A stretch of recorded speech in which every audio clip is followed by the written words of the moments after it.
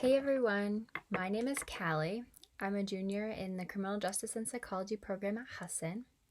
When I finish my degree, I really want to go into the psychology field, possibly to be a case manager, or maybe even use both of my degrees and become something like a children's advocate or something along the lines. I really like working with children, so I think that that's something I want to stick with. I currently work at a daycare. So I don't really want to give up working with children because it's something I really enjoy.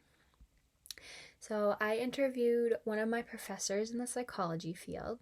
Um, his name is Chad Smith, and he is the Chief Operations Officer at Maine Behavioral Health Organization, or MBHO.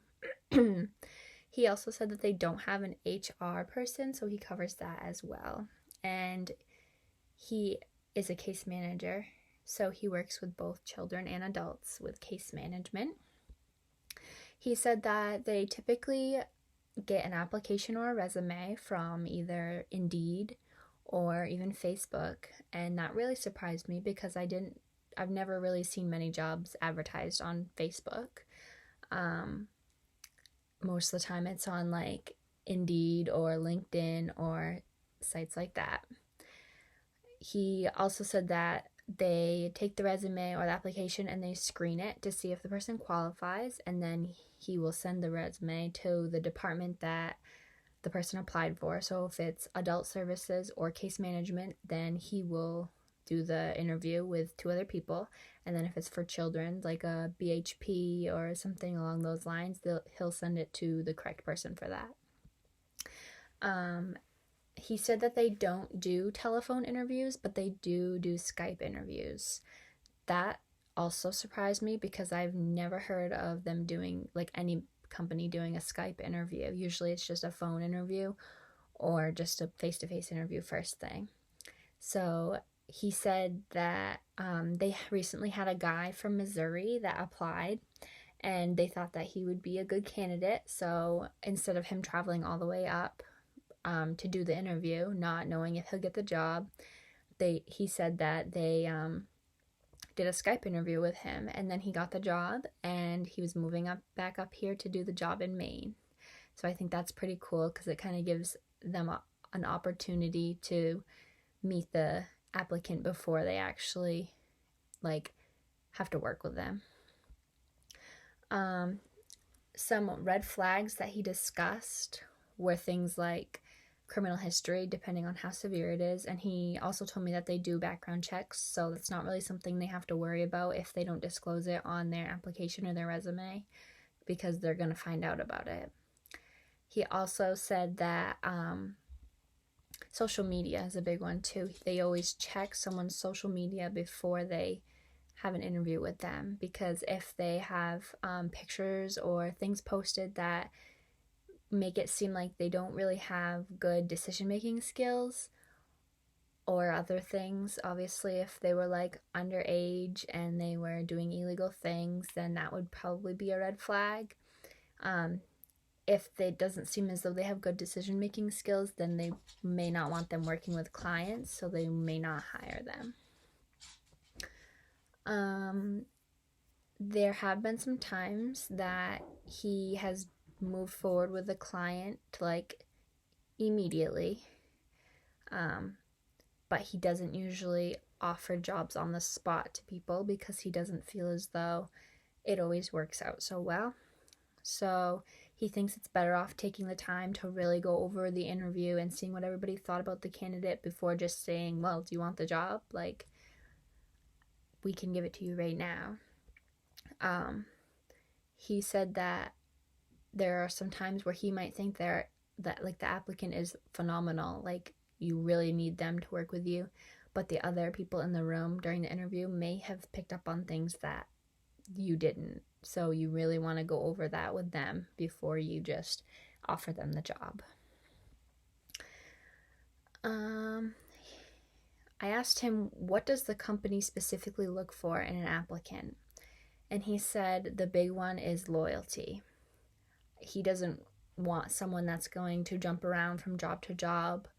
So, like, if you hire them, you don't want them to quit 2 weeks later and go to a new job and then want to come back. So they really look at job history and see if they have had 4 or 5 or 6 or more jobs in the past year, then that might be a red flag to them.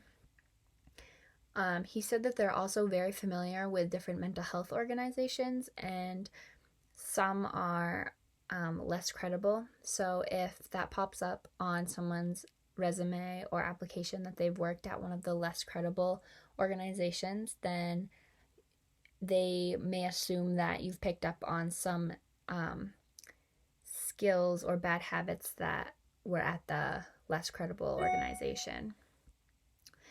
He also said that he's had interviews where the person is sitting like this the whole time, or they look like they're ready to fall asleep, and that is a big red flag because it really makes them look like they're not enjoying what they're there for, or they're not really into it if they look bored or tired the whole time.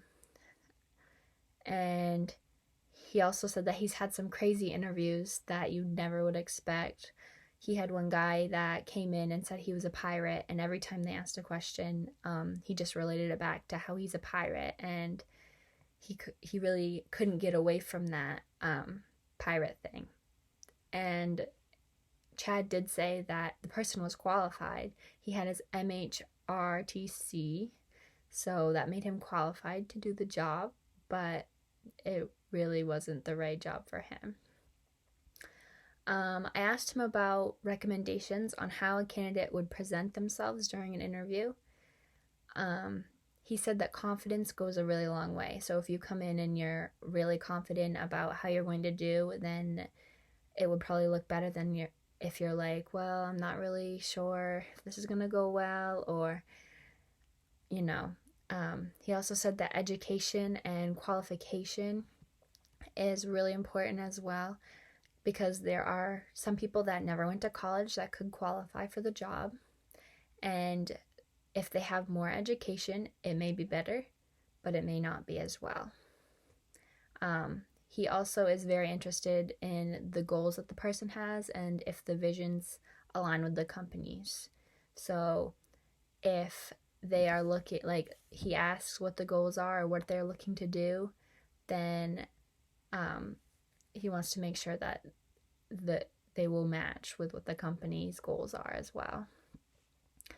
I asked him what's the most successful recent hire and why, and I wasn't looking for names or anything, obviously, but I was looking for like the qualities or why they're a successful hire, and he really had to think about it. Like, he wasn't really sure.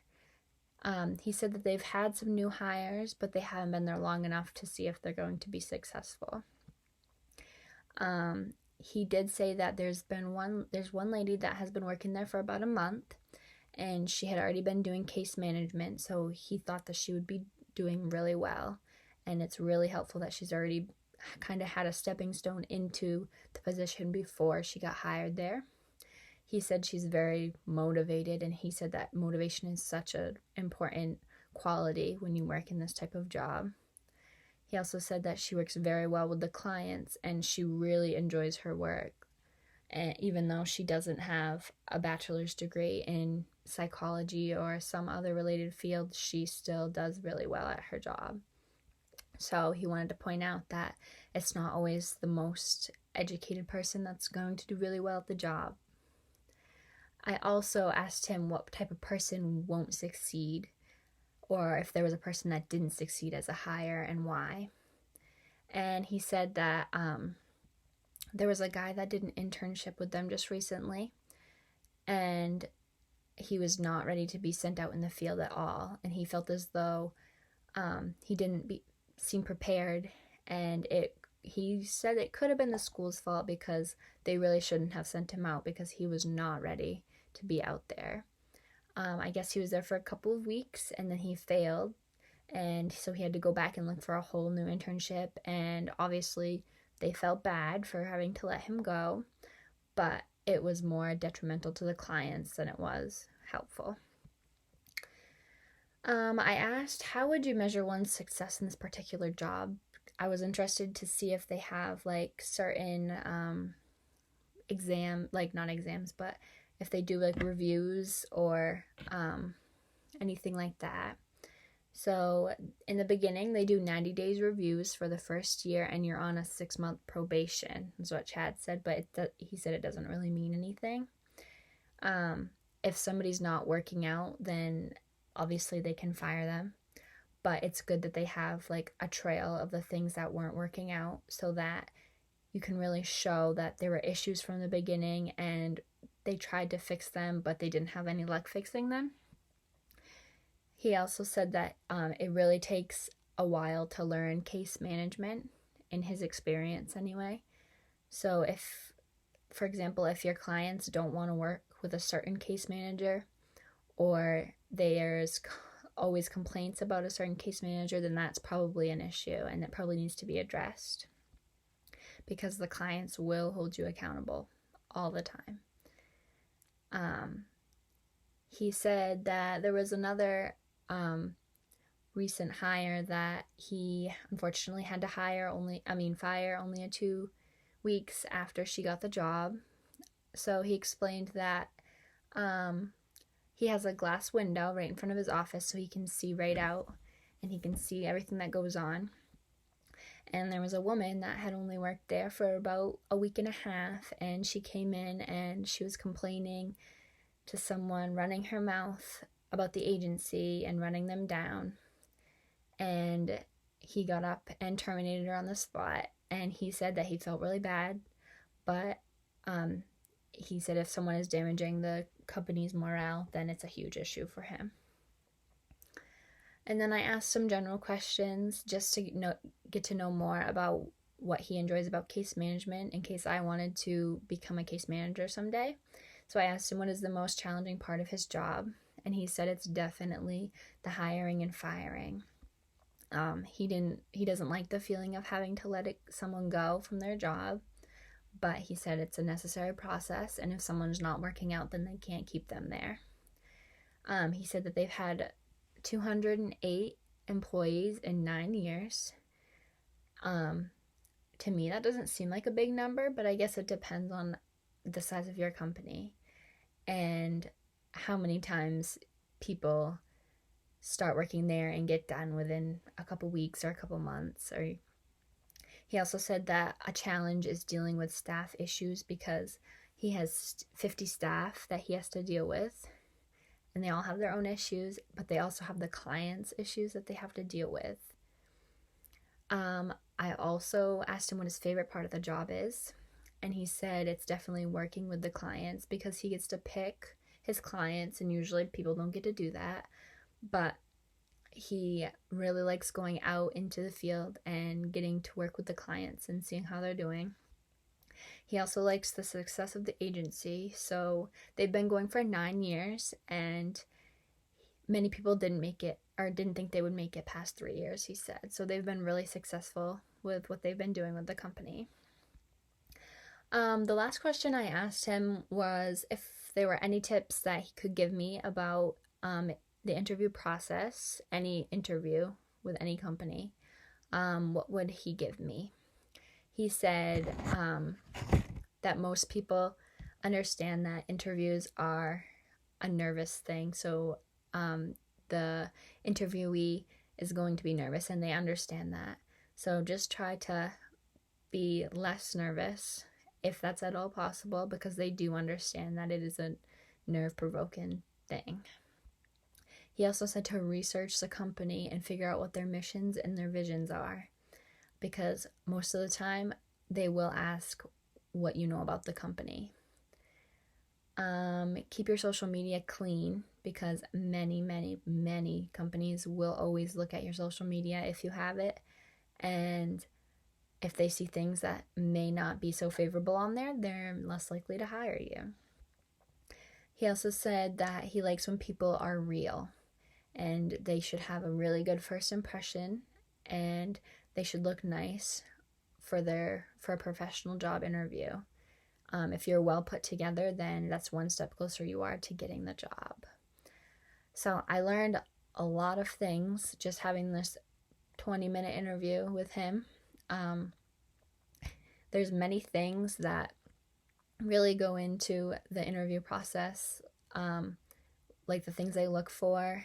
I always knew social media was a big thing when you're interviewing, because the people in the criminal justice field, like the professors and everyone, always talk about how important it is to clean up your social media now, because that stuff never goes off the internet.